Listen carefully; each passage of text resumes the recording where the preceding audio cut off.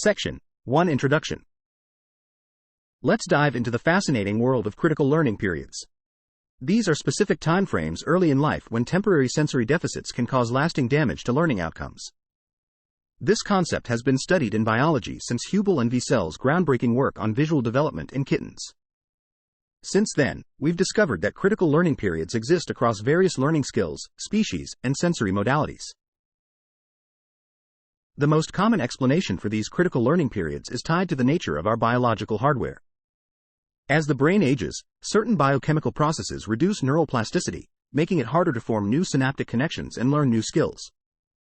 Interestingly, we've observed similar phenomena in artificial deep neural networks, DNNs, suggesting that critical learning periods might not be solely due to biological factors like changing plasticity.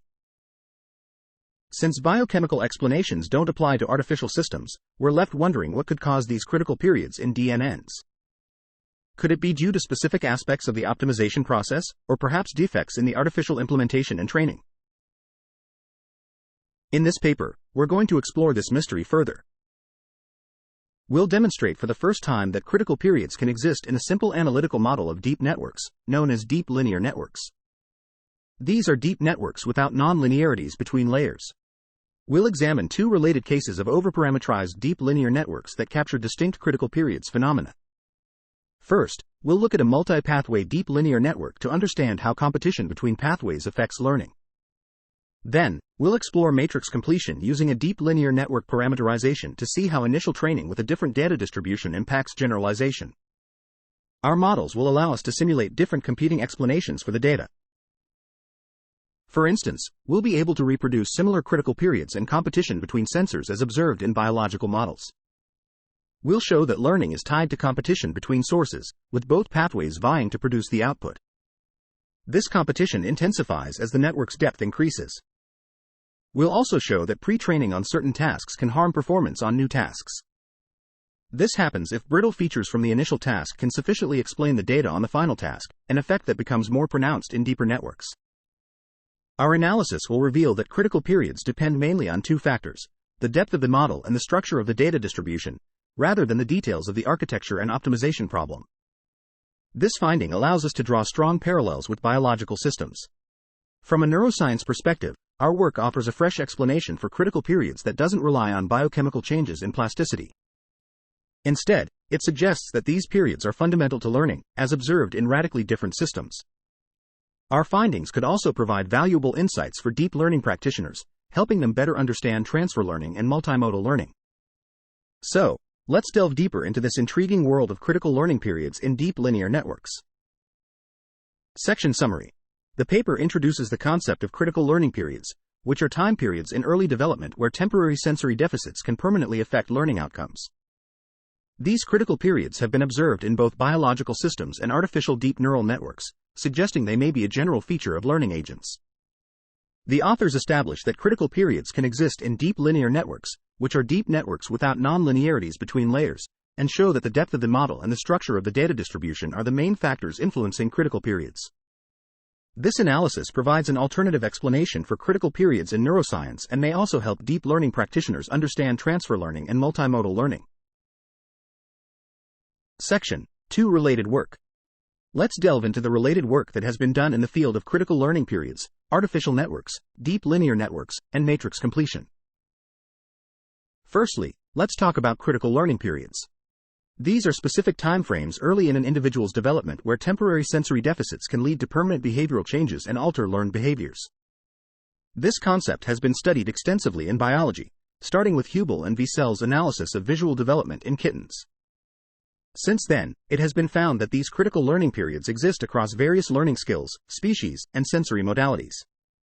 For instance, they've been observed in vision and language skills, in kittens, dogs, and humans, and across visual, auditory, and motor senses.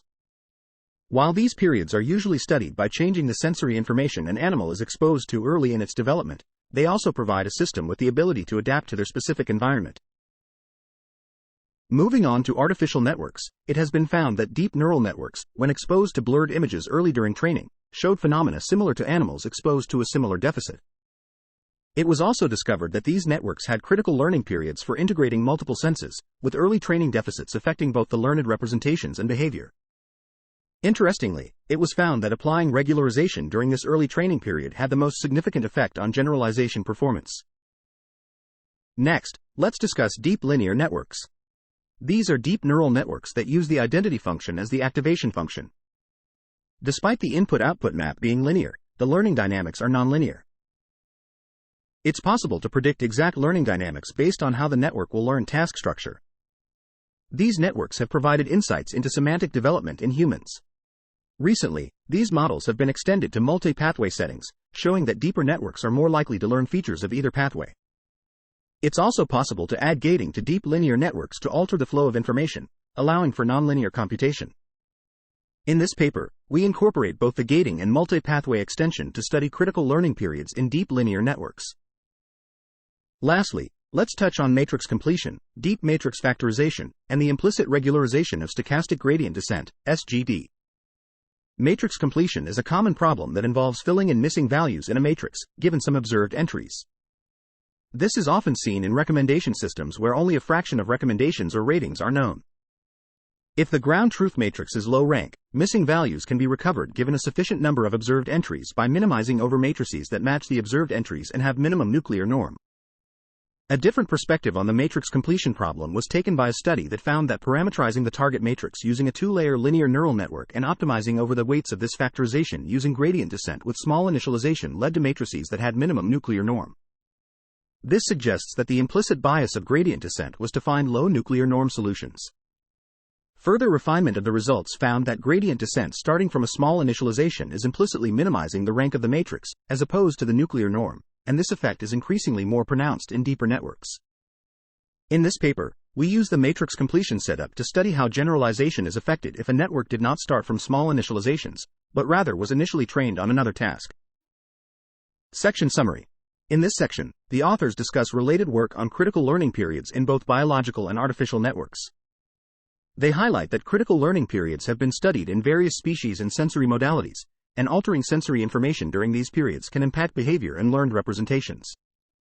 The authors also mention the use of deep linear networks to study critical learning periods and the implicit regularization of stochastic gradient descent in matrix completion problems. Section 3. Impact of depth and temporary deprivation on feature learning in multi-path model. In this section, we're going to explore the impact of depth and temporary deprivation on feature learning in a multi-path model. This is important because in real life, information is seldom processed by a single stream. For instance, humans and animals use two eyes to process visual data from their surroundings. Research has shown that kittens who had one eye covered early in their development were more affected than those who had both eyes covered during the same period. This indicates that learning involves complex dynamics from multiple sensory inputs. We're going to analyze how features are learned in a simplified multi-pathway model, specifically looking at what happens when one pathway is temporarily blocked, like when an eye is sutured. Interestingly, this simple model can capture much of the learning dynamics observed in biological experiments. We'll be using a multi-path linear network for our analysis.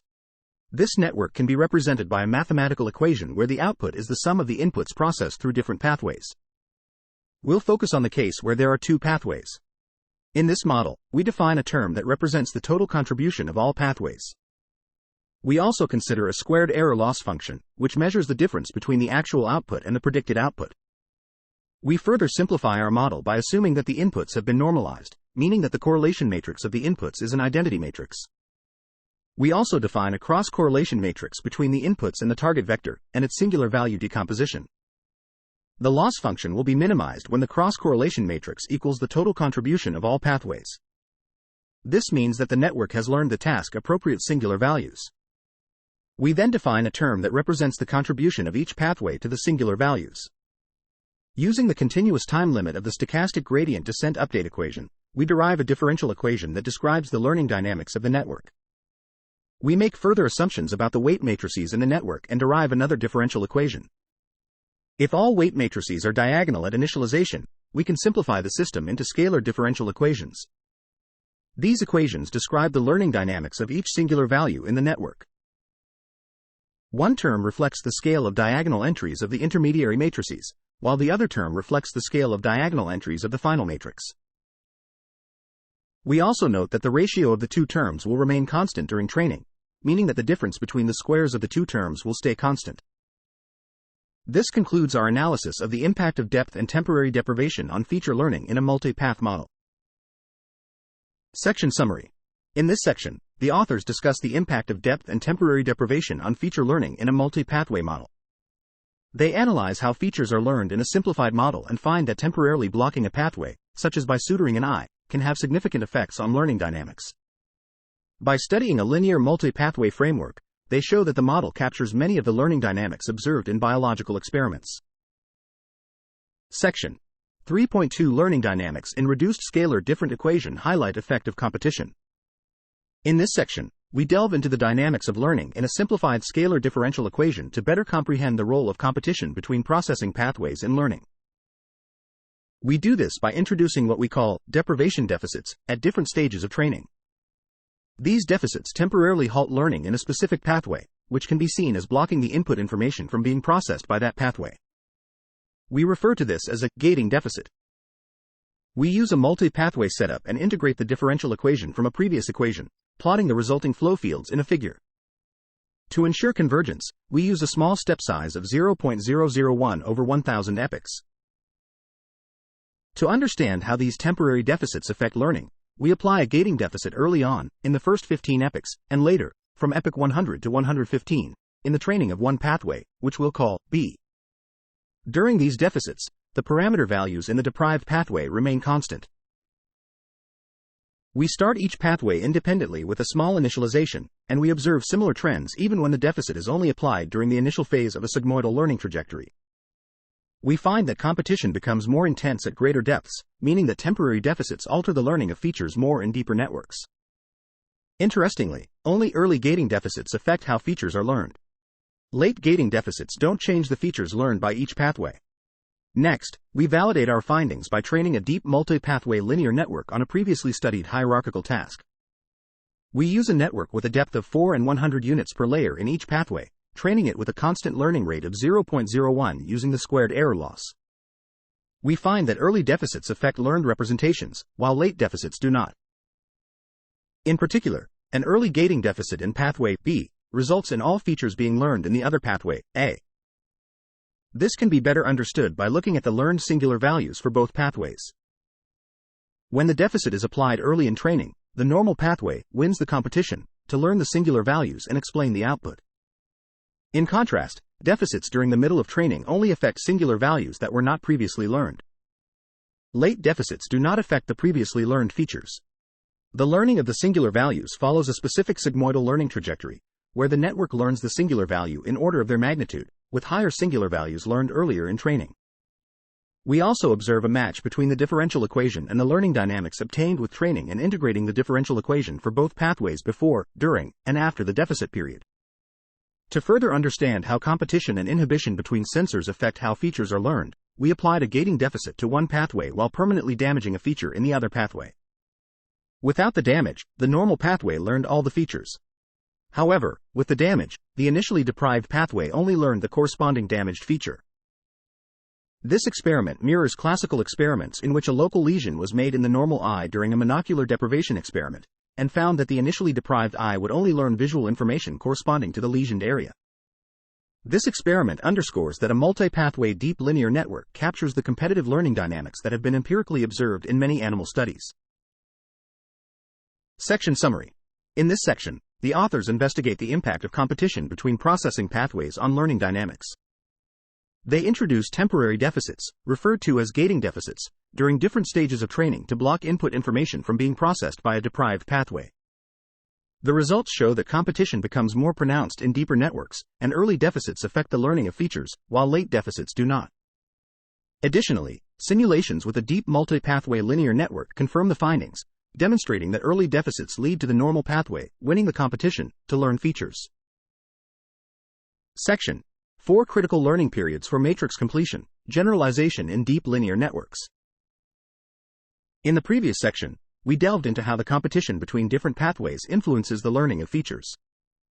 We discovered that early training deficits impact the learning of all features, while later deficits only affect features that haven't been learned earlier. However, in a deep multi-pathway network, the network consistently learned the same overall input-output mapping, even though the way it learned to represent features varied across different pathways, depending on when the deficit occurred during training. This setup didn't allow for a clear concept of generalization. To gain a better understanding of generalization, we decided to use a matrix completion framework. Matrix completion is a common problem where the goal is to fill in missing values in a matrix, given a certain number of observed entries from the original matrix. More specifically, given observed entries from an unknown original matrix, the challenge is to minimize a loss over a training set and generalize to the entries in unobserved locations. Usually, the original matrix is assumed to be low rank to make the problem manageable. Like in the previous section, we used a deep linear neural network to parameterize the matrix. We then ran gradient descent over this parametrization. The matrix completion setup is useful for studying critical learning period phenomena because it allows us to explicitly define the relationship between tasks during and after the deficit period. It also provides flexibility for the type of deficit that can be applied and allows us to use existing results that used a similar setup for studying the implicit bias of stochastic gradient descent, SGD, in manageable settings.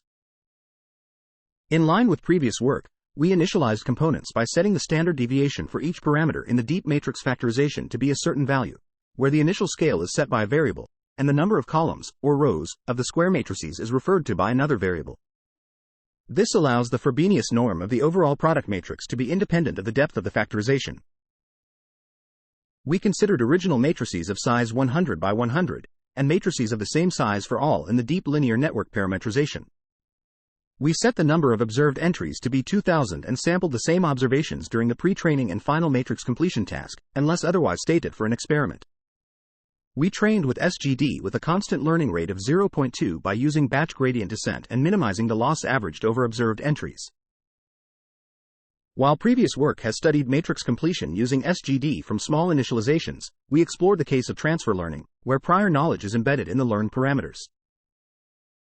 Specifically, we analyzed how pre-training on one task, which we refer to as a deficit period, will affect the generalization of a new task. We trained networks for a variable duration on the first task, and then subsequently trained the network for a fixed number of epochs of the final task, 30,000 additional epochs. For the first task, we set the rank of the first task to be 10, and the rank of the final task to be 5 by construction, unless otherwise stated. Section Summary. In this section, the authors discuss the use of a matrix completion framework to study generalization in deep linear networks. They explain that matrix completion involves imputing missing values in a matrix, and by parameterizing the matrix using a deep linear neural network, they can optimize a loss function and generalize to unobserved entries. The authors also mention that this setup allows for the study of critical learning periods and the evolution of singular values in vectors during and after these periods. Section 4.2 Results.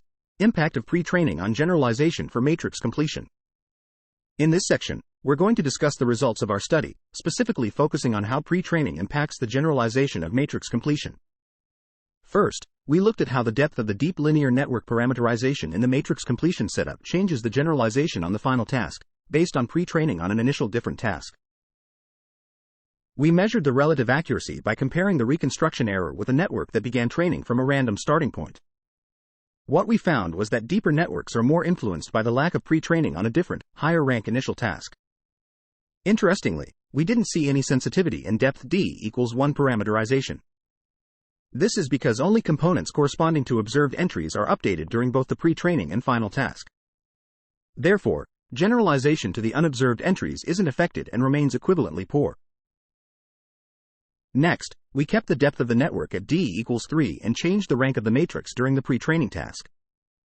We noticed critical learning periods when transitioning from a higher rank task to a lower rank final task, but not the other way around. To better understand the learning dynamics, we examined the singular values during the deficit periods and normal training. We found that starting from small initializations, the singular values evolve in a specific way. The depth D causes larger singular values to increase faster and smaller singular values to evolve slower. The network will undergo sigmoidal learning trajectories for each singular value. We discovered that the ability to learn low-rank solutions is related to how well the network will generalize to unobserved entries. Deficits that lasted late into training prevent the learning of the low-rank solution for the final task. We also derived equations that describe how the singular vectors evolve during and after the deficit period. Simulating these differential equations matches the learning dynamics before and after the task switches. In the case of matrix completion, the sensitivity to the initial phase of training is most noticeable in low sample regimes. This is because there are many ways to fit the observed entries. However, when the observations are large, we didn't observe sensitivity to the initial task. With a large number of observations, the network can eventually learn the correct final rank 5 task. Lastly, we studied generalization when we are given a small number of examples during the pre-training stage and additional entries for the final task. This corresponds to a deficit of receiving partial final task information during the pre-training stage. We found that we again observe critical learning periods in the low sample regime, where increasing duration of pre-training on partial task information increasingly impairs generalization performance for the final task.